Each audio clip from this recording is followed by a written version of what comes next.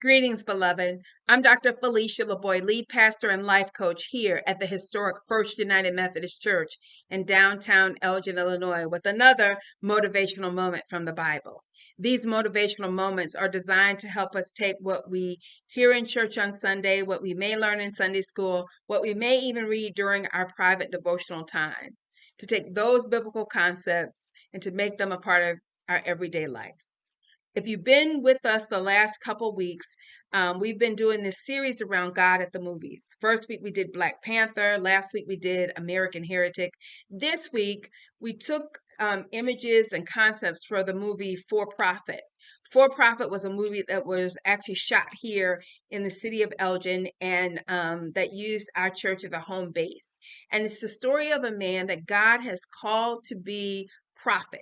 He's called him to speak his truth, to call folks out, but he doesn't want to do it.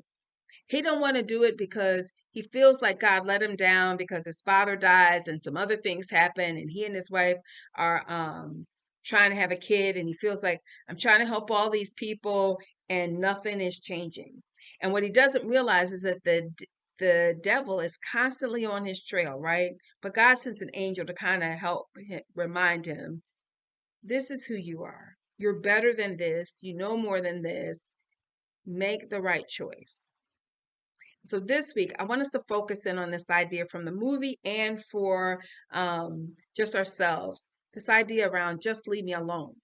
I know you all are saying, Pastor Felicia, didn't you just tell us we need to get out of the church and all that? Now you're saying leave us alone? Uh-huh.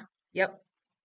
Because the truth of the matter is, I'll admit it as a pastor, or even as a busy wife and mother, auntie, grandmother, person, human being, that there are just simply times that I am so overwhelmed by what's going on in the world, that so much is happening in my life. I'm just saying, will you please leave me alone? That I'm tired of helping people. I'm tired of doing this. I'm tired. I'm tired. I'm tired. Leave me alone. In many ways, the guy who's at the center of the movie For Profit, that's all he's saying. I'm trying to help, I'm doing all that, and every time I turn around, something else goes wrong. I'm done. Leave me alone. Right? Kind of like, God, you can figure this out on your own. And I've been asking you to help me. You still I'm done. Have you ever said that? I'm done. I'm sure maybe you're a better Christian than I am, but I know that there are times that I am feeling like I'm serving, I'm doing all that I can, and I don't have any more to give. And then something else happens, and I'm like, that's it, I'm done. Well, beloved, I wanted to stop by to tell you that we're not the only people that know what it feels like to be done. In 1 Kings chapter 19, we run into another prophet, Elijah. Elijah, for 3 years, is kind of hidden out. Well, actually, longer than that. He's been on the run because there's a wicked king and a wicked queen, right? And Ahab and Jezebel. And the last time Elijah saw them, that some 3 years earlier, basically he prayed that it wouldn't rain, and it did not. For 3 years, it did not rain, not one drop. And so Elijah now is on the run. He stays with the birds take care of him by a brook till it dries up. A widow woman takes care of him. And so it comes down to this big showdown, right? That God tells Elijah, you got to face these false prophets, these false church people. So he rebuilds God's altar, and he says, we're going to have a contest. Whatever God answers by fire, he's the real God, right? Because he wants to prove to people, you need to stop running after false things. You need to see the real God and remember who you are. So he builds the altar. All day these people are crying out to Baal and cutting themselves, right? It's a full strenuous day because he's had to rebuild that altar. He kills a bull, cuts it up, puts it on there, dumps 7 big urns of water over that. And then when he prays, God answers by fire and burns up the entire thing, the stone, the wood, the bull, everything. All the water's licked up, everything. And then Elijah, in all this adrenaline strength, goes through and he's slaying all the false prophets and all of that. And he is worn out all day, lifting rocks, carrying the bull, praying hard, then slaying the the prophets of Baal and all of that, right? So he goes home for a little break. Jezebel sends a messenger to tell Elijah, I'm going to kill you tomorrow. You killed my prophets, I'm going to kill you. Now, she was lucky that he was tired, because really what Elijah should have said was, you want a piece of me? You want a piece of me? Oh, come on. You guys have watched Demure before. You want a piece of me? That's what he should have said. But the prophet is worn out. He's worn out physically, he's worn out mentally and emotionally and spiritually. He doesn't have anything else to give. And he becomes frightened and he runs away because he's like, I'm tired of all of it. I'm done. In his prayer, and how do I know that? Because in his prayer, he tells God, I'm the only one that stood up for you, and blah, blah, blah, blah. And God's like, I got 7,000 people. You didn't ask me for any help. Now that's another sermon. But here's my point. Elijah says these words. He leaves his servant behind. He walks a whole day, and he's like, it's too much. I'm done. I'm done, God. And he almost walks away from his assignment. Beloved, I wonder how many of us almost walk away from our assignment because we are emotionally, spiritually, mentally, and physically tired. We need some rest. We need some food.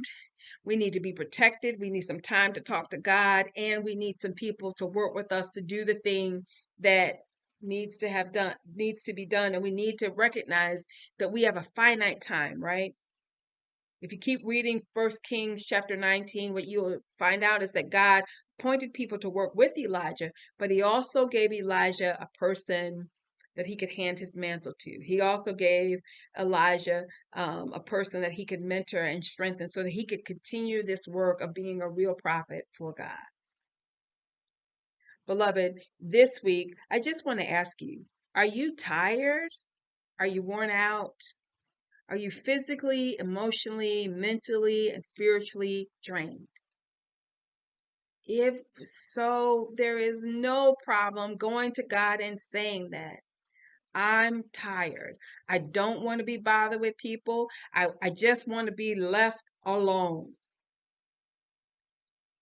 Lord, I don't have anything else to give. Take my life. I'm done with it all. I'm walking off. It's okay to be that honest with God. That means that you have a real relationship with Him, right?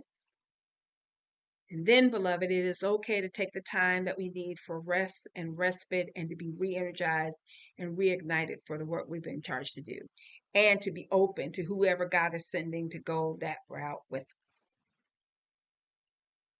So this week, why don't you have an honest conversation with God about the places that you're tired of or the ways that you feel like you've given too much? Even better than that, the song for our Refresh Your Soul moment is by Tamala Mann. Maybe you know who Tamala is. She was the daughter. She was a Cora on Meet the Browns. Tamala Mann has a song that captures this whole heart of anyone that's burnt out, that's frustrated, that's tired, that's doing all they can to be good and right, and is broken. The name of the song is Take Me to the King, and the first line goes, Take me to the King. I don't have anything to bring. My life is torn in pieces. It's my offering. Beloved, you can bring God anything that you have and then watch what He will do with the broken pieces. If He could make a world out of nothing, surely He can make something out of our broken pieces. We saw that too in the prophet. When the prophet decided he was going to come back to God and turn himself over, the devil disappeared for a time. But as he began to walk in what he was called to do and allowed others to come around and circle around him, he found more support than he thought he had. He found a refreshing, and then the things that God had promised him began to fall into place. God took his broken life, his heartbreak, his burnout, and made something beautiful for the prophet, and he'll do that for you. Stick around for Tamala Mann's Take Me to the King. And I pray that you'll just do that you'll just sit there and be honest with God about your frustration, your burnout, and watch what God will do. Beloved, I am Dr. Felicia LaBoy, lead pastor and life coach. here at the historic First United Methodist Church in downtown Elgin, Illinois, with another motivational moment from the Bible. Be blessed. I love you, and we'll see you here next week. Bye.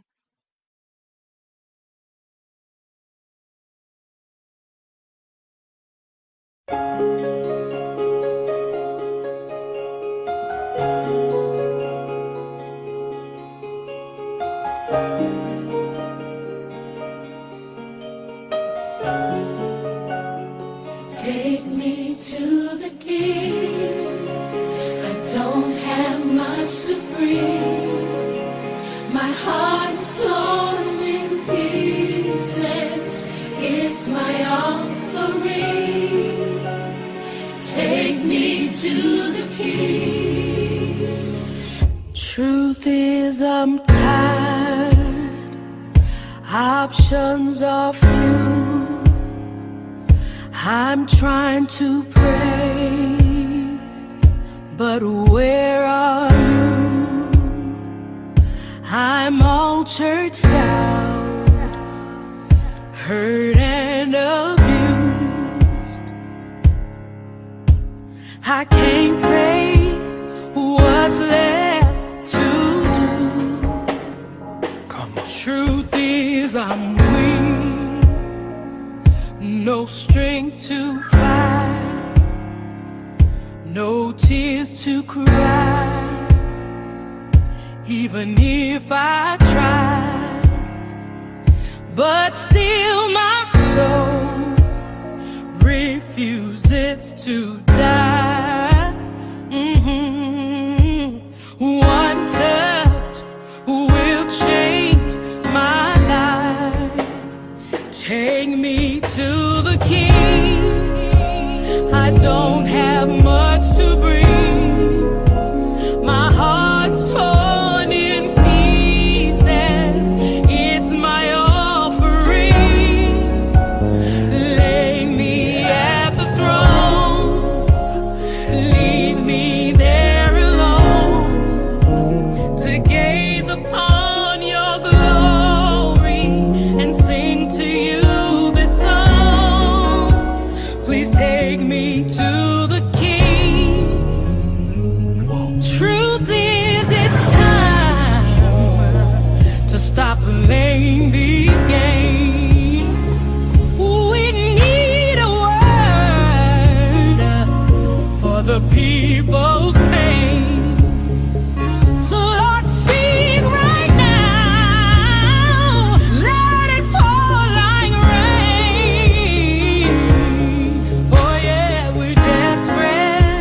We're chasing after you. Oh, no rules, no religion. I've made my decision to run to you, the healer that I need. Take me to the King. Don't have much to bring. My heart's torn to pieces. It's my offering. Lay me at the throne. Leave me there alone to gaze upon your glory and to sing to you this song. Lord, we're in the way. We keep making mistakes. Glory not for us, it's all for you.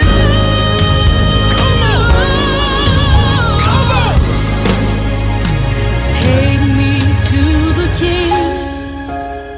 I don't have much to bring.